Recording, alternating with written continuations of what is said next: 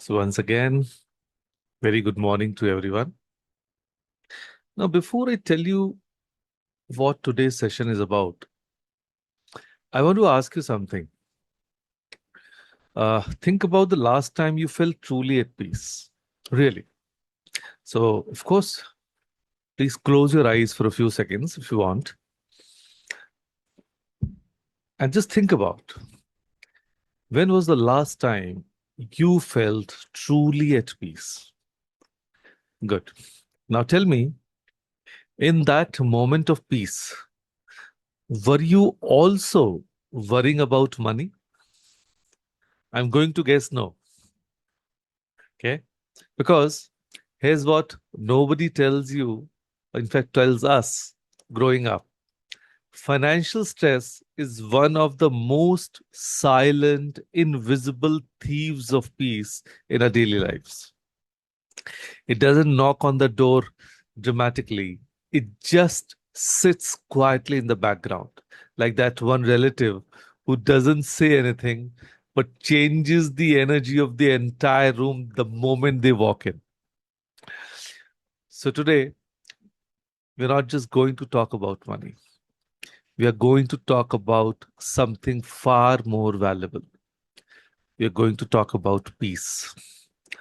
And reading newspapers, the world needs peace a lot. The peace grows when money is managed wisely. So let me tell you something that might surprise you. Financial stress rarely comes from not having enough money. It comes from not knowing where the money went. Think about it. Let me tell you about Meera. She's 38. She and her husband together earn 1.2 lakhs a month, a genuinely good income. And yet, by the 22nd of every month, they are having quiet, tense conversations about where it all disappeared. The EMIs, the groceries, the Amazon order she forgot about, the school fee that came unexpectedly. And suddenly, 1.2 lakh feels like it was never there. Sounds familiar?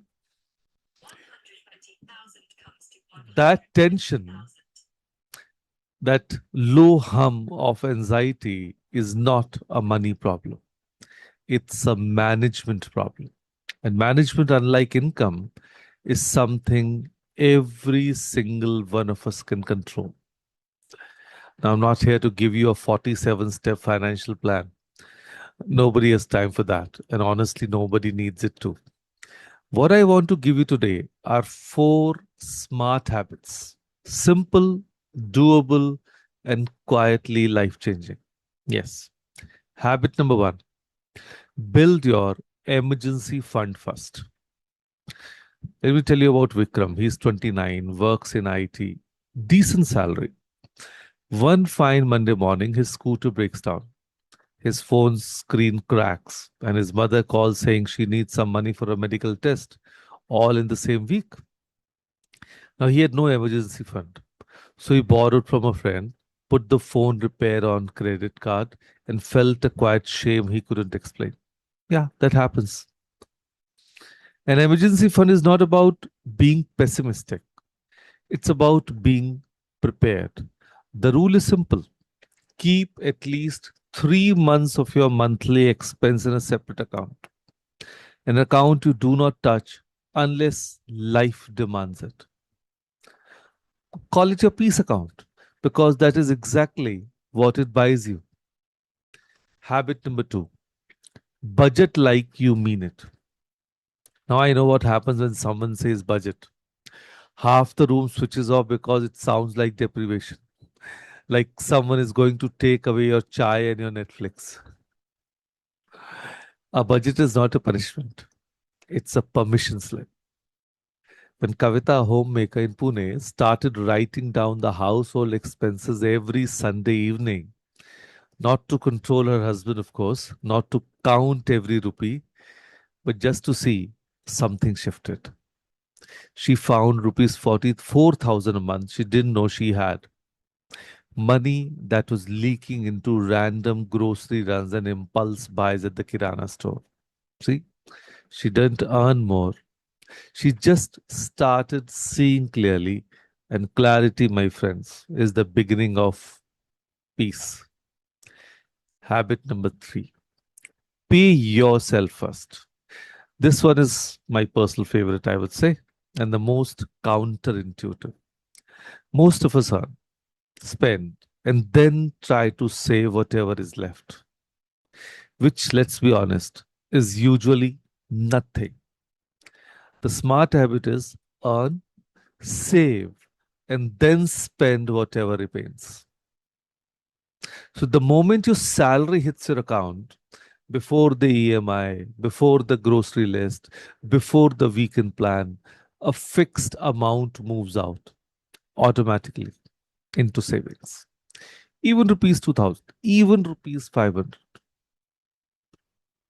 If you feel even 500 is big, make it 100. Even that works. The amount matters less than the habit. You're telling yourself, I matter, my future matters. And that shift in mindset, it's more powerful than any investment return. Then habit number four, invest wisely, even if slowly. Saving is wonderful, but savings parked in a bank account quietly lose value to inflation every year. So investing is how your money grows while you sleep. And now I'm not saying quit your job, start watching stock market videos at 11 p.m.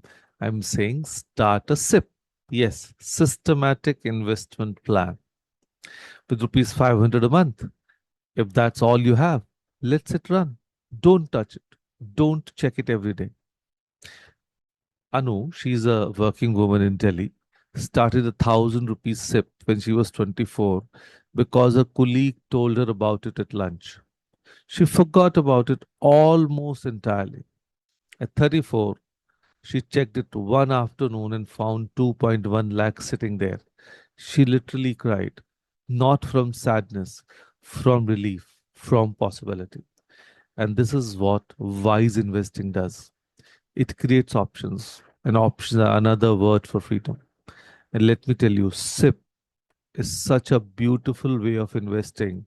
If you do it in the correct way, you'll become a crorepati very soon. Let me tell you that.